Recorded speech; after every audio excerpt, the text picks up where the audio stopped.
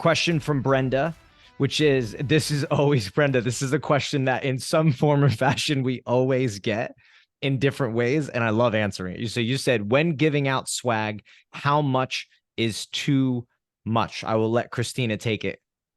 Okay, so I would say you want to be looking at your cost per lead. What is your average cost per lead coming in, and tier your swag strategy to those people that are hot versus, warm and then cold leads. You don't want to just be giving out, everything to everyone, and you want to be very deliberate with how much you're spending on a lead that, they have to be worth your company's investment in them.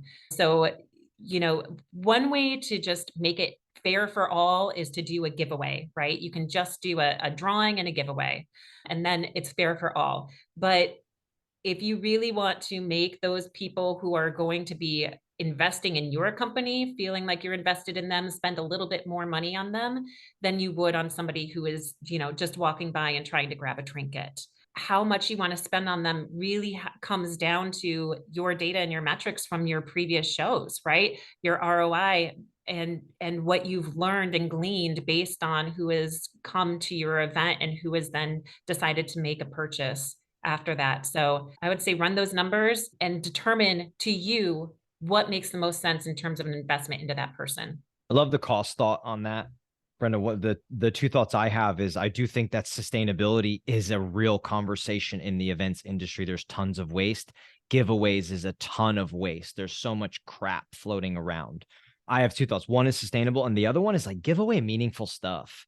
And that is to your key ideal customers, right? Like with what Christina said, like you might have to have some like basic small things for people, but you need to understand like who, we'll say ICP. I hate using like acronyms for people, but like who's your ideal audience at that show? And you should have something meaningful, worthwhile that they like really genuinely would want, or that they would appreciate getting. Just giving away junk to give away junk to have something, to me, is a waste of time, money, and energy. I would Resources. give away. Yeah.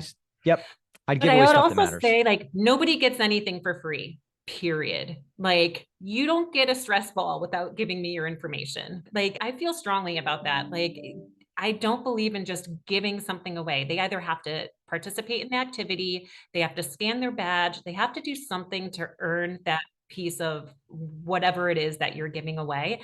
And then also, Matt, to your point, I don't know if you have kids, but like my kids get so much junk, plastic trinkets, plastic toys, plastic things that we're always throwing away. Like junk is not good. Like I always try to deter people from giving away the junk, just like you had said. Like there's so much waste. So make it meaningful to your attendees. Yeah, I say, Brenna, one of the examples on both of that is that when we exhibited, we gave away what we call like a staycation.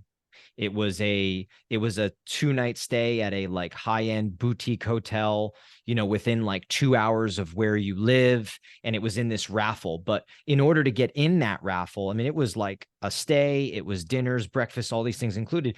You had to have this certain conversation with us. You had to answer a question. You had to put a hotel card key into a box that gave us data. So we were getting things and engaging and listening to the customer, but also entering them in to win something that people genuinely wanted. So they were more than willing to have a decent conversation with you. I noticed, Brenda, that you had said that you gave away tape measures and a multi-purpose tool and Post-its with a logo on it. I don't know what your industry is, but I can already feel it by the giveaways that you were giving away as, something in construction or something in that nature. And I love that. I love that your giveaways were centered around your brand and kind of go with your message. That's another thing, is think about your brand when you're creating a giveaway strategy and what makes sense for the brand. If you're a technology company, maybe you're not giving away a tape measure, right? So yeah, so I love that you had just written that. That's really clever. Yeah, really good questions here. And Christina has a great answer. From Kevin, I like this question. It says, if you use a giveaway to get attendees to do something, what kinds of things would you want them to do? So I don't know how you feel about this, Christina, but I'm a firm believer in like mapping the experience of your attendee inside of your exhibit space. And it's not like something crazy that you have to do, but it's thinking, what does that interaction look like? So you're asking like, what do you want them to do? Well, what is meaningful interaction, right? You obviously have to you're wanting to get data from it, right? You're wanting to learn about them. I always think it's wanting to open up conversation. That's how I always think about it, because the show floor can be a little cold. People are hesitant. They know you're trying to sell them. You're there to sell them. You've set up an exhibit space, but how can you get somebody talking? How can you get them into something fun, something interactive, something engaging that gets them talking about their problems, why they are there, what it is that they are seeking? So that's what I'm trying to get them to do. The way that you get them to do it, I think really, really varies. And it depends on your product, your service, depends on your theme. You could have something totally fun and off the wall. You could have something very pointed, very specific. But that's how I view that question. Christina, I don't know what your thoughts No, are. I do. I call it the attendee journey. You call it mapping the experience, the attendee journey. What does that look like? And what are you hoping to glean? And that it all goes back to the objectives that you've set for the event itself.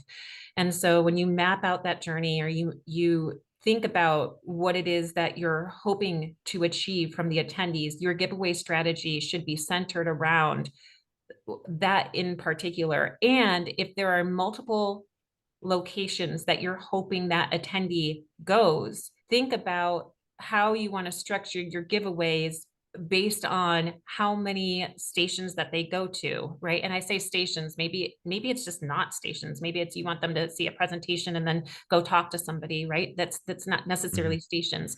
But in that journey, what are the places that you need them to go, and then mapping your giveaway strategy around that, and making sure no matter what that you're collecting data from them.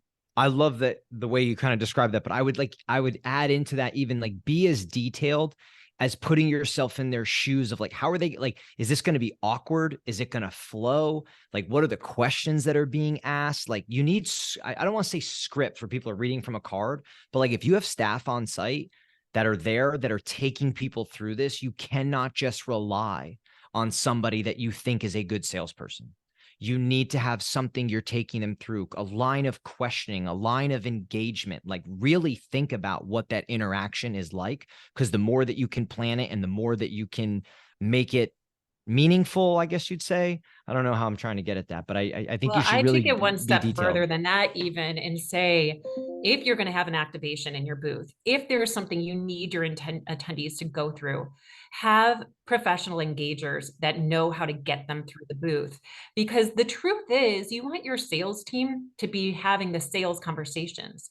You don't want them to be having to facilitate, oh, hey, I need you to go, I want to ask you this survey question, these survey questions, and then send you on to this activity or that activity, right? So think about how you're going to maximize your salespeople's time. Remember, you've made an investment to send those salespeople to that particular event anyway. How are you going to maximize their time so they're only having the most important conversations, and that they're able to dedicate their time and their energy to the people that are going to be purchasing from your brand. So I would say if you can, have professional engagers. And if you can't, bring people who are specifically dedicated, not your sales team, right? Bring people who are specifically dedicated to having those people walk through that booth and walk through their experience. Nice. That was a great run of questions.